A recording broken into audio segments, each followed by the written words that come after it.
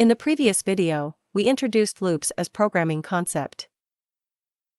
We covered while, do-while, and for loop statements as part of the concept.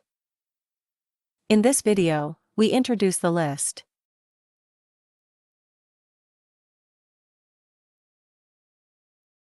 A variable stores a single value. To store the days of a week, we need 7 variables. With a list, we can store all 7 days under a single variable name.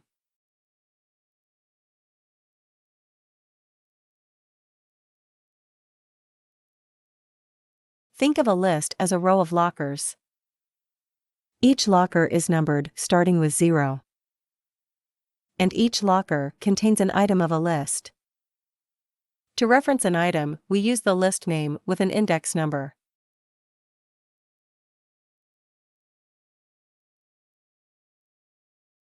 Data can be stored, retrieved, and modified in a list with its variable name. A value is stored in a list and assigned to a variable. Multiple values are stored in a list by separating each value with a comma. A value is retrieved from a list by calling the variable with the index number. A value is modified by assigning a new value to the variable with the index number. Previous value is overwritten. Here is a list of test scores. We can iterate over each score in the list using a for loop. This for loop statement iterates over the index numbers 0 to 9. We set the start value to 0 because the list index begins with 0. The print statement prints the score value at each index position.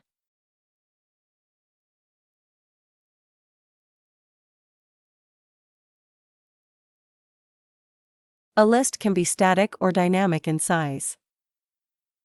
A static list has a fixed number of values, usually of the same data type. While the values can change, the size cannot.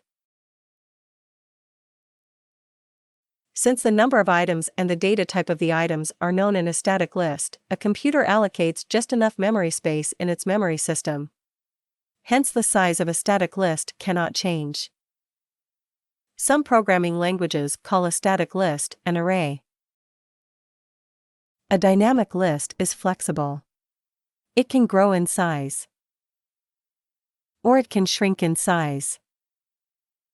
Some programming languages call a dynamic list an array list or simply a list. Each programming language provides a set of methods to use in a dynamic list operation. Most commonly used method is size. It's hard to keep track of the number of items in a dynamic list since its size can change. The size method tells the number of items. The add method adds an item to the end of a list. This increases the list size. The remove method removes the item at the specified index position. This decreases the list size. There are a lot more methods available, but we won't cover them here.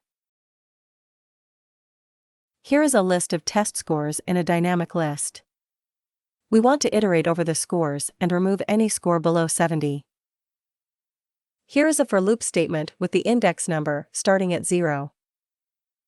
We don't know the final index number because this is a dynamic list. What we do know is that the final index number is 1 less than the size of the list.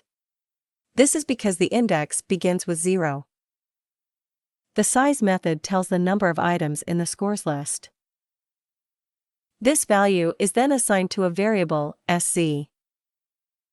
Last index is the size minus 1.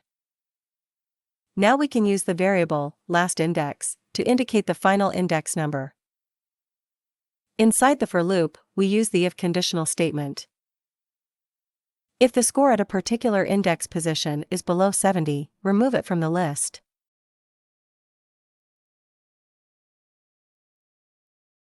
Real-world data isn't just a list of values. They're often related. A multidimensional list can be used to store related data. The indices run across and down. To reference an item, we use the list name with XY index numbers.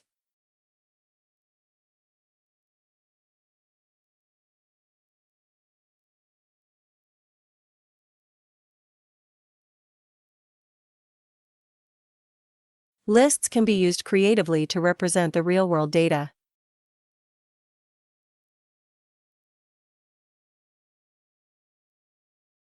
With this arrangement, Jackson's records can be accessed by the index number 2 across the 3 lists. List operations can become really slow as the data size grows and the data layout becomes complex.